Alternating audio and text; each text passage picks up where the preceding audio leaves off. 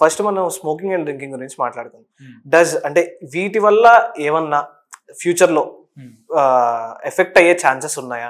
అంటే చాలా మంది అంటూ ఉంటారు, బయట జనరల్ టాక్స్ లో వస్తూ ఉంటాయి, స్మోక్ చేస్తే నీకు సరిగ్గా ఎరిక్ట్ అవ్వదు, ఆల్కహాల్ చేస్తే యూ పర్ఫార్మ్ గుడ్ అని చెప్పేసి చాలా మంది అంటారు. అంటే ఆల్కహాల్ తీసుకొని యూ పర్ఫార్మ్ చేస్తే యూ పర్ఫార్మ్ గుడ్ అంటారు. స్మోక్ చేస్తే నీకు ఎరిక్ట్ అది సరిగ్గా అవ్వదు, చచ్చి పడిపోయినట్టు ఉంటుంది. So is all things are right అంటారా? So great.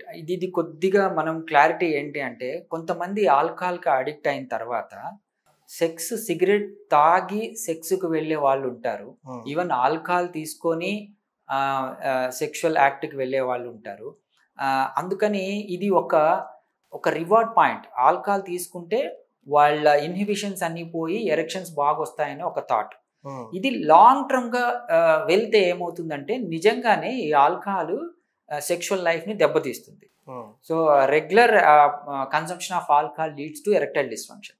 అందుకని ఈ అడిక్షన్స్ అన్నీ ఏవైనా, ఇప్పుడు ఈవెన్ స్మోకింగ్ కూడా, ఈ నికోటిన్ కూడా లాంగ్ టర్మ్లో ఏంటంటే ఏవైతే హార్ట్ అటాక్లు తెస్తుందో అదేవిధంగా అంగానికి రక్త సరఫరా చేసే ఇబ్బంది కూడా కలిగిస్తుంది.